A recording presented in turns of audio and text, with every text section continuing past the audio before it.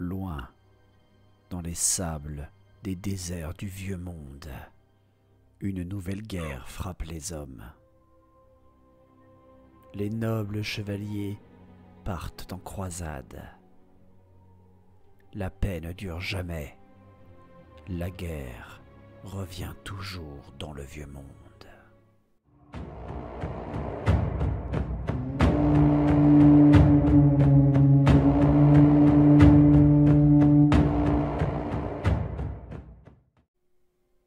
L'Arabie. Ce territoire s'étend le long de la côte nord-ouest des terres du Sud, entre les montagnes Atalan et le Grand Océan. C'est une région chaude, sèche, où l'eau et les zones réellement fertiles sont rares. Malgré cela, la société arabéenne est ancienne. Contrairement à ce que l'on pense, elle ne vient pas de l'antique nation de Néhékara voisine, mais plutôt des nomades humains du désert qui évitaient justement les liens avec le culte mortuaire qui condamna les Néhékariens. Dirigés par leur grand sultan, les Arabéens ont toujours été de fiers combattants et de très bons commerçants. Cheikhs, sultans et émirs se partagent les ressources et le commerce de leurs terres et défendent leurs habitants contre les très nombreuses attaques des rois des tombes et des orques venus de l'Est. Cependant, la localisation de leurs terres, non loin de l'équateur de la planète, les écarte énormément des pôles et des vents de magie dominants. De ce fait, la magie est rare en Arabie, et les sorciers de ce peuple sont différents de ceux que l'on connaîtra dans le futur de l'Empire. De par leur pouvoir, ils contrôlent ainsi des esprits élémentaires du désert qui s'accrochent aux sources de magie résiduelles que l'on trouve encore en Arabie depuis l'effondrement des pôles. Mais ces esprits appelés djinns, effris ou génies par les Arabéens sont bien des démons. Et c'est ce rapprochement dangereux avec les puissances de la ruine primaire qui déclenchera les croisades en Arabie.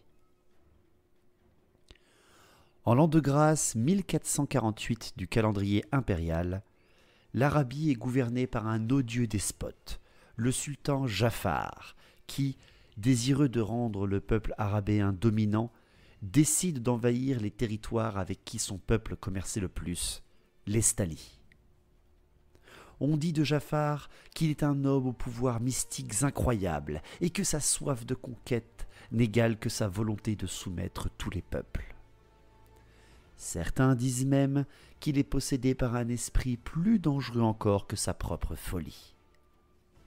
Quoi qu'il en soit, les Stalis, alors en plein essor grâce au commerce avec les royaumes voisins de Thylée et de Bretonie, voit débarquer sur ses côtes d'immenses armées d'Arabéens attaquant sans déclaration de guerre les villes et villages, massacrant et capturant énormément d'esclaves qu'ils renvoient en Arabie pour servir les sultans.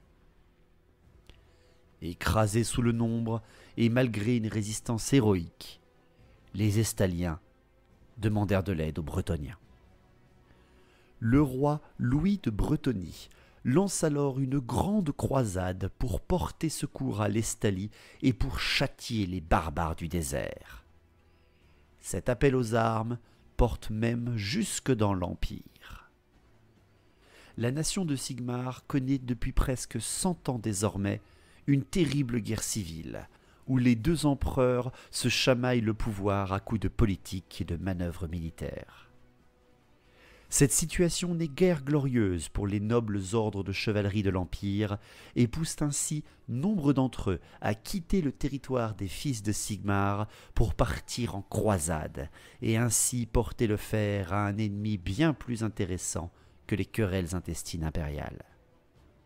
Les comtes électeurs impériaux ne purent refuser ou interdire un tel départ et virent les quitter l'une de leurs plus grandes puissances militaires de l'époque.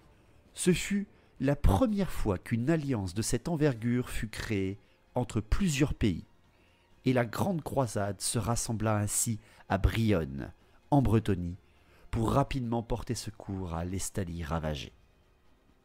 La marche en avant fut lancée en 1450 et la puissance des chevaliers fut incontestable. Certaines légendes commencèrent même à se répandre.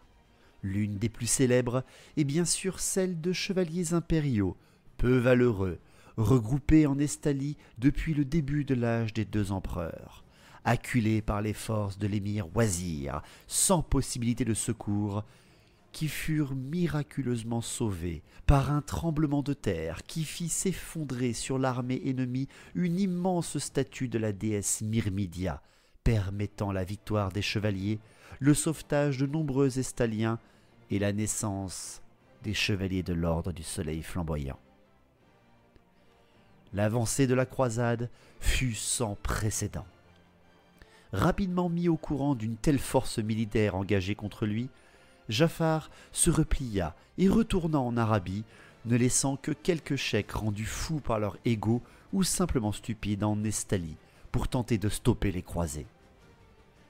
L'histoire retiendra surtout le tchèque Émir le Cruel, connu pour son avidité, sa cruauté et sa grande stupidité, qui consolida sa position à Magrita et qui, au lieu de s'enfuir, s'enferma dans la cité, désirant empêcher les croisés de pouvoir disposer d'un grand port pour débarquer en Arabie.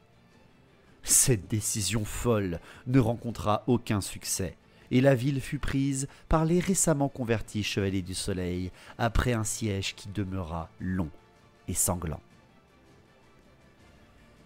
Voyant les calamités qui s'étaient abattues sur l'Estalie, les chevaliers firent vœu de porter la croisade chez les infidèles pour libérer les esclaves encore en vie et venger les morts causés par les occupants. La croisade s'arrêta dans les ports d'Estalie pendant qu'on assemblait une grande flotte.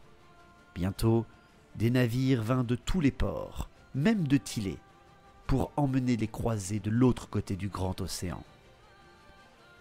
Lorsque la flotte prit enfin la mer, l'armée du sultan Jafar entamait les préparatifs pour repousser l'invasion, enrôlant à tour de bras des volontaires et fortifiant les villes. Débarquant par milliers, les croisés attaquèrent la ville de Koffer, connue à l'époque pour son commerce d'épices. Malgré les défenses qu'ils avaient érigées, les habitants de la ville ne purent rien faire face à la haine que leur sultan avait provoquée. Les chevaliers balayèrent les défenseurs et passèrent par le fil de l'épée tous ceux qui se dressèrent contre eux. Le plus fort de la colère et de la haine des croisés fut déchargé sur la malheureuse population. Les murailles et les élégantes tours de la ville furent quant à elles rasées. Bien évidemment, c'était précisément ce que Jafar escomptait, et il s'était retiré depuis longtemps dans sa citadelle d'El-Haïk, en compagnie du plus gros de son armée. Il espérait qu'après avoir saccagé Koffer et traversé les grandes étendues dangereuses et brûlantes d'Arabie, les chevaliers allaient perdre de leur ardeur. Et en effet, les chevaliers n'étaient guère préparés aux réalités d'une campagne militaire en plein désert. D'autant que le trajet entre Koffer et El-Haïk fut long et ardu et source de nombreuses pertes. Mais c'était sans compter l'honneur qui animait les chevaliers et le serment qu'ils avaient fait en Estalie. Plus que tout, les épreuves qu'ils connurent durant l'année qui les mena à El-Haïk soutinrent la justesse de l'expédition dans l'esprit des croisés. Lorsqu'ils affrontèrent enfin le sultan, ils semblaient plus déterminés que jamais. Subissant des révoltes dans son propre royaume dues à son despotisme et à sa folie, le sultan dut ainsi revoir ses plans initiaux qui constituaient à tenir bon face au siège des chevaliers. Il marcha alors à leur rencontre, sûr que le soleil du désert et la crainte inspirée par ses hommes allaient lui donner la victoire. Mais les croisés avaient appris à user de magie et de bon sens pour se protéger du soleil. Si les forces armées en présence étaient à peu près égales, les croisés disposaient de plusieurs milliers de chevaliers en armure et de puissants destriers bardés. Ils constituaient une vague de métal que rien ne pouvait arrêter, et des centaines de tonnes d'acier écrasèrent les cavaliers et fantassins légers du sultan. Cette charge, immortalisée par de nombreuses légendes et ballades, écrabouilla et dispersa totalement l'armée du sultan, donnant au sol rocailleux la teinte rougeâtre qu'il affiche encore aujourd'hui. Jaffar fut terrassé, transpercé par une lance bretonnienne alors qu'il fuyait le champ de bataille. Après la mort du sultan, la croisade prit fin. Les chevaliers bretoniens, qui constituaient une bonne moitié de l'armée, annoncèrent que leur honneur était sauf, si bien qu'ils repartirent vers Coffer, où ils embarquèrent pour regagner leur pénate. Certains d'entre eux repartirent par la terre et rencontrèrent d'autres de leurs frères d'armes, arrivant du nord par voie de terre. Ces chevaliers conquérirent ainsi ce qui deviendra plus tard les principautés frontalières. Les chevaliers impériaux avaient quant à eux une opinion très différente, d'autant que leur serment incluait la promesse d'une victoire totale. Ils pourchassèrent les dernières forces ennemies. Les croisés se séparèrent alors en armées plus modestes, les divers contingents de chevaliers décidant de traquer les vestiges de l'armée de Jaffar et de libérer les esclaves enlevés dans le Vieux Monde. L'un des contingents poursuivit les restes de l'armée du sultan dans la région montagneuse du sud des Laïcs, non loin de la ville de Martek. Ils y affrontèrent des vautours gigantesques capables d'emporter un homme en armure et son cheval, ainsi que de féroces félins qui s'en prenaient à tous les chevaliers qui s'écartaient de l'armée principale. Cette force traqua jusqu'au dernier des soldats de Jaffar, les exécutant systématiquement, ne faisant preuve d'aucune clémence pour ces Arabéens qu'ils voyaient comme des tueurs sadiques et insensibles. Plus tard, on connaîtra ces croisés comme le redoutable ordre des chevaliers panthères. Les croisades durèrent ainsi près d'un siècle, alors que les armées impériales parcouraient le désert et les montagnes d'Arabie en quête de vengeance. Si les plus célèbres batailles, comme le siège et le sac de Coffer et la bataille d'El Haïk, se déroulèrent durant les 2 premières années de la croisade, c'est lors du siècle suivant que la plupart des ordres de chevalerie de l'Empire accumulèrent richesse, prestige et renom. Cependant, ce long siècle de croisade ne fut pas qu'une victoire. Durant toutes ces années, la situation politique dans l'Empire ne s'améliora pas, et la nation de Sigmar, toujours privée d'une de ses plus grandes forces militaires, ne savait pas encore ce qui s'apprêtait à l'attaquer.